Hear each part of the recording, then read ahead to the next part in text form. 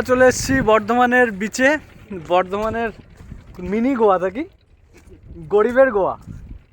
Hello friends, good morning. আর এখন প্রায় 12:30 আর আমরা এখন পৌঁছে গেছি বর্ধমানে। বর্ধমান 108 শিব মন্দির যেটা আছে, সেই শিব মন্দিরের একদম গেটে দাঁড়িয়ে। আমার সঙ্গে রয়েছে নিতাই, আর এদিকে আছে জয়। এ তো সবসময় থাকে।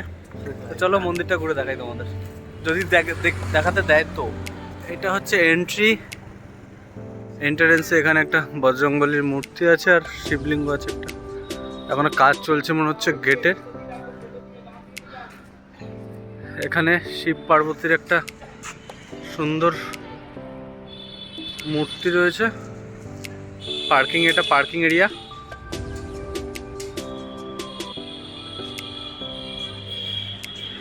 এখানে একটা নটরাজের মূর্তি আছে।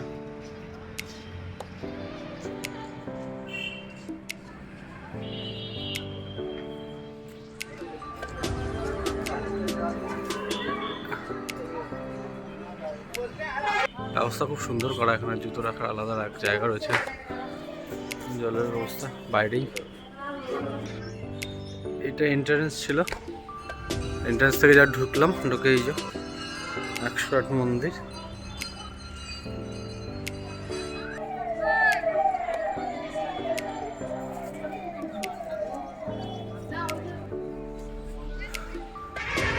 তো আমরা এক পাশ থেকে যাচ্ছি, এই পাশ থেকে শুরু করছি। সবই শিব মন্দির আলাদা আলাদা।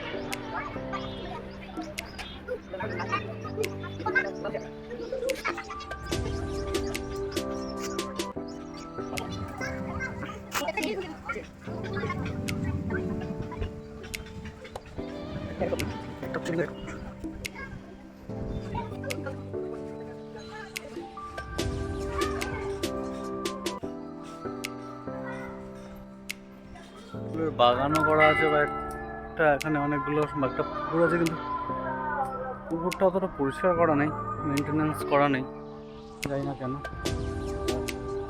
আমরা মোটামুটি এক সাইড কভার করে ফেলেছি, আর এক সাইডে আছে। আর এই যে নন্দী মহারাজ, এখানে নন্দী মহারাজ বিদ্যমান।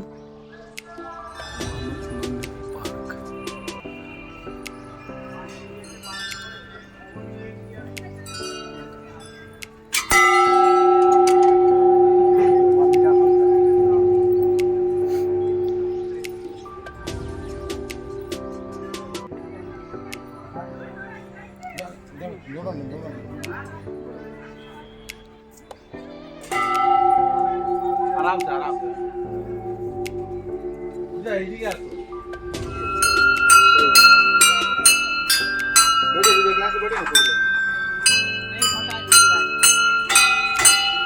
ওরা হয়ে গেল 108 শিব মন্দির।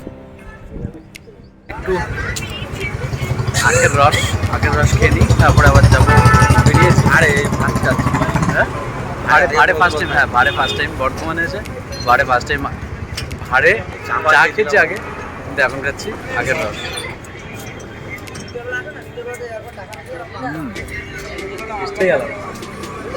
কালীমার এটা মেন গেট। চলো মন্দিরটা দেখে আসি। এগুলো মন্দির। আর এই যে লাইনটা লেগে আছে, এটা দুপুরের ভোগ প্রসাদের লাইন লেগে আছে। ঢোকার রাস্তাটা কোন দিকে? পৌঁছে গেছি আমরা কঙ্কালেশ্বরী কালী মাতার মন্দিরের সামনে। এটা হচ্ছে মন্দির। চলো মন্দিরটা ঘুরে আসি।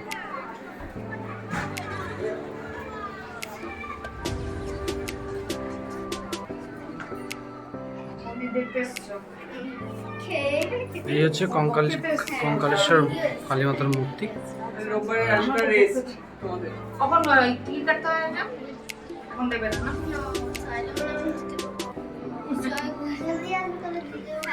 এবার ভেবেছিলাম এখান থেকে ভোগ খেতে যদি পারি তো ভোগ খেয়ে তারপরে যাবো, কিন্তু লাইন প্রচুর, ওর জন্য এখান থেকে বেরিয়ে যাচ্ছি।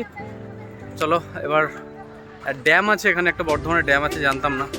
তো এখানে একটা ড্যাম আছে, চলো ওখানে যাব। তো সঙ্গে থাকো, আর পুরো বর্ধমান আজকে যতটা বাড়ি এক্সপ্লোর করে দিচ্ছি।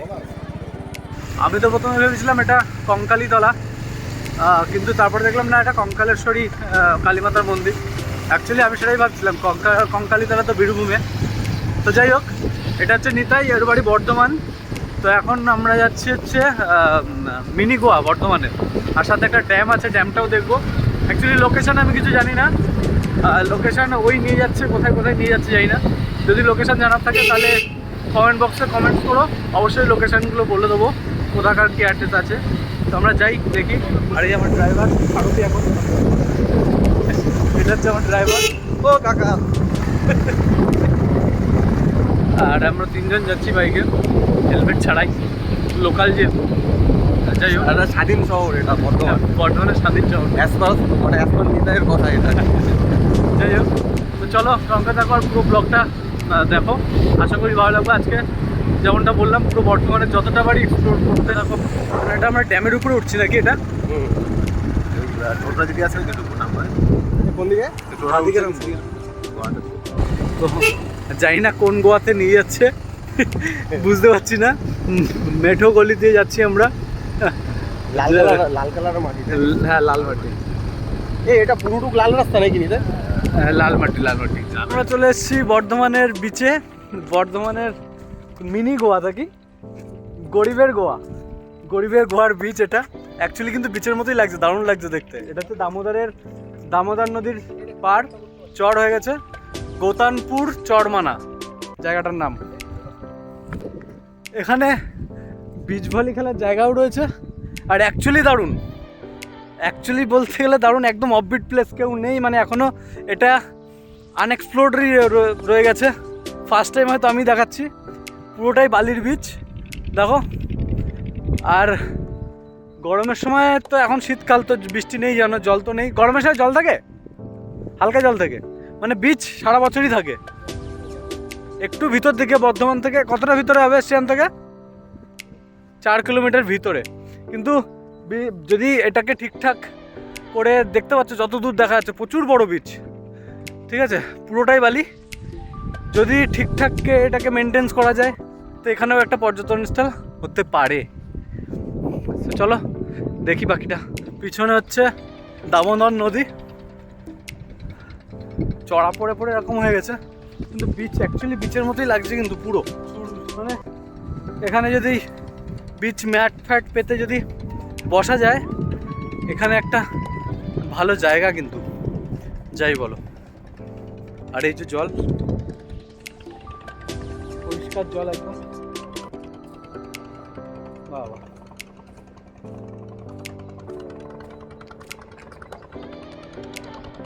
ঢেউ নেই, বাট ভালো পিকনিক স্পট বলতে পারি, দারুণ। আবারও একটা দারুণ জায়গা থেকে যাচ্ছি আমরা। জায়গা দারুণ জায়গা, বাগানের মাঝখান থেকে রাস্তাটা একদম লাল মাটি। বাগানের মাঝখান না, এটা ড্যামের জল।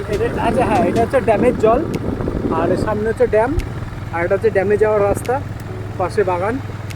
এখানে আবার কুমির। দারুণ, ভুলভাল বলেছে। হচ্ছে কুমির লাগে, কুমির লাগে না। জায়গাটা কিন্তু দারুণ, এই জায়গাটাও দারুণ। এটা পিকনিক হচ্ছে ওই দেখো। তো আমরা চলে এসেছি ড্যামে, এটা হচ্ছে বর্ধমানের ড্যাম। এখানে 1, 2, 3, 4, 5টা গেট আছে। এই হচ্ছে ড্যাম।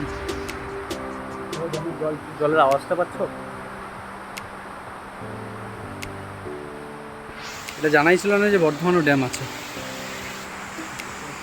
এটা পিছনটা রোদের জন্য দেখতে পাচ্ছ কিনা বুঝতে পারছি না, আমি দেখতে পাচ্ছি না কিছু। আর এই যে এখান থেকে জলটা ছাড়া আছে অল্প করে, জলটা যাচ্ছে, দারুণ লাগছে জলটা। 1, 2, 3, 4, 5টা, এই হচ্ছে জ্যাম। এই হলো ড্যাম, জল ছাড়া আছে। এই যে জলের গেট খোলা আছে দেখো, ড্যামের গেট খোলা, জল যাচ্ছে। জল যেহেতু এখন বর্ষা নেই, তো এখন অল্পই জল। বর্ধমান ঘুরতে ঘুরতে এখন খিদে পেয়ে গেছে খুব। তো আমরা এখন চলে এসেছি গোপালদার হোটেলে, বট গাছের তলায় গোপালদার হোটেল। এটা নাকি খুব ভালো হোটেল, রাস্তার পাশে, রাস্তার থেকে একটু ভিতরে। ও আচ্ছা, এটা খাবারই জায়গা পুরো, এটা পুরো খাওয়ারই জায়গা।